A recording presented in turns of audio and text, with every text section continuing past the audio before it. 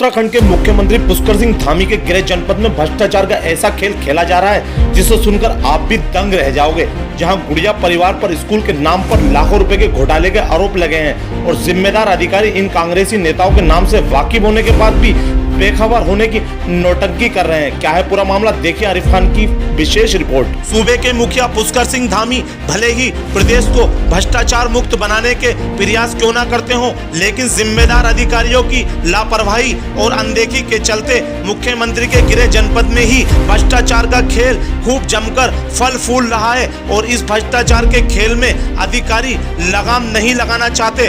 दरअसल मामला एक कांग्रेस के गुड़िया परिवार से जुड़ा हुआ है। जीपन कॉलेज के नाम पर समिति द्वारा लाखों रुपए का अनुदान लिया गया। जिस काम के लिए लाखों रुपए का बजट लिया गया उस स्कूल में सिर्फ खाना पूर्ति कर दी गई। इतना ही नहीं, गोविंद वल्लभ पंत समिति द्वारा फर्जी तरीके से चुनाव कराकर उस पर कब्जा करने का प्रयास किया जा रहा है, जिसकी शिकायत पूर्व विधायक राजीव अग्रवाल ने शिक्षा मंत्री से की। उसके बाद एक जांच कमेटी का गठन भी कर दिया गया, लेकिन धाक के 3 पात ही दिखाई दे रहे हैं। इतना ही नहीं, इस गुड़िया परिवार के ऊपर भ्रष्टाचार के कई और भी गंभीर आरोप लग रहे हैं। अनुदान से मिले पैसों का दुरुपयोग किया जा रहा है। आरोप है कि दुकानों में भी वितरण घोटाला किया गया और एक कॉलेज की जमीन पर भी गोलमाल कर IMT कॉलेज की बुनियाद रखी गई थी, जो मानकों के विपरीत है।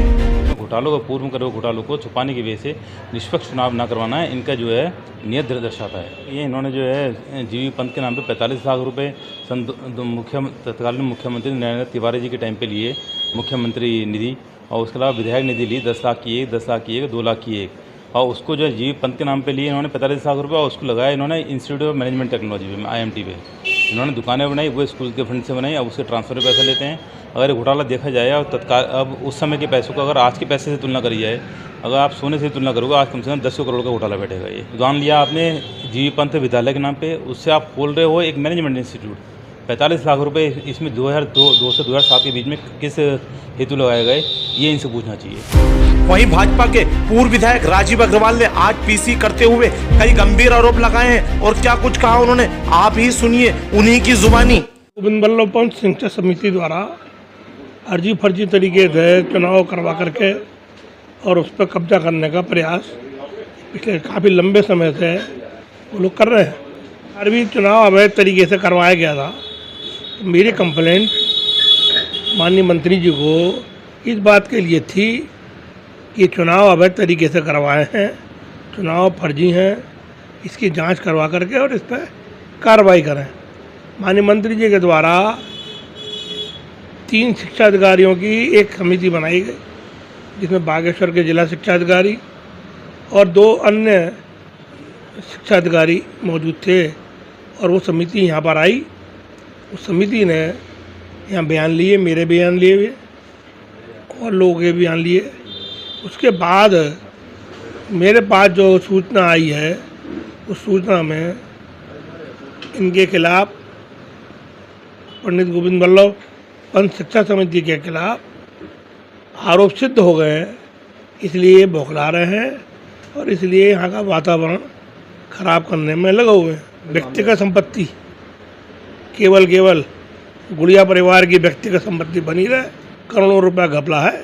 ये दुकानें हैं, देख रहे होंगे आप, इनमें आए दिन ट्रांसफ़र करते हैं, उसमें रुपए ले लेते हैं, उसका किराया बढ़ा देते हैं, लोग बेवकूफ़ बना रहे हैं, सिवाय पैसे के अलावा कुछ नहीं है। भले ही पूरे मामले पर भाजपा के वरिष्ठ नेता राम बहरोत्रा का कहना है कि बच्चों के भविष्य के साथ बिल्कुल भी खिलवाड़ नहीं किया जाएगा और ये भ्रष्टाचार की जड़ जो कांग्रेस परिवार ने फैला रखी है उसको खत्म करके ही दम लिया जाएगा।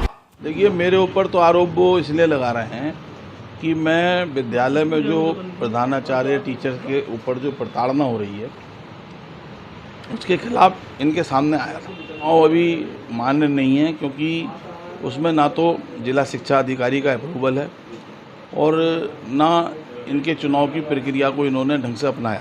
प्रधानाचार्य के साथ मारपीट करी और उसके निलंबन करना चाहते थे और उस पर दस्तखत कराना चाहते थे, उन्होंने नहीं करे और इस बीच में पुलिस आ गई। इनके पुराने रसूख हैं, उस रसूख के आधार पर कहीं ना कहीं से ये फ़ोन कराना या किसी को इस्तेमाल कर लेना और ये इनकी पुरानी नीति है। इन्होंने जब जिसकी ज़रूरत पड़ी उसका इस्तेमाल कर लिया, उसे अपने किनारे करा।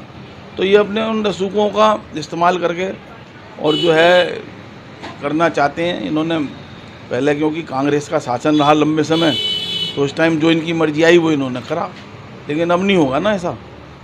अब तो कांग्रेस का शासन है नहीं, बीजेपी की सरकार है। चुनाव कराएं ईमानदारी से, आए जीत के, कोई दिक्कत नहीं। बहरहाल दोनों पक्षों की लड़ाई में जो बच्चों के भविष्य के साथ खिलवाड़ हो रहा है और जिम्मेदार अधिकारी सिर्फ दफ्तरों में बैठकर तमाशीन बने बैठे हैं और कार्रवाई के नाम पर सिर्फ खानापूर्ति कर जांच के आश्वासन की माला जपते हुए दिखाई दे रहे हैं। बस ऐसे में देखने वाली बात होगी आखिर सूबे के मुखिया इस पर कब संज्ञान लेते हैं और स्कूल को अपने कंट्रोल में लेकर भ्रष्टाचार के पूरे खेल पर कार्रवाई कब तक करते हैं, ये आने वाला समय ही बताएगा। उत्तराखंड की सच्चाई के लिए काशीपुर से आरिफ खान की रिपोर्ट।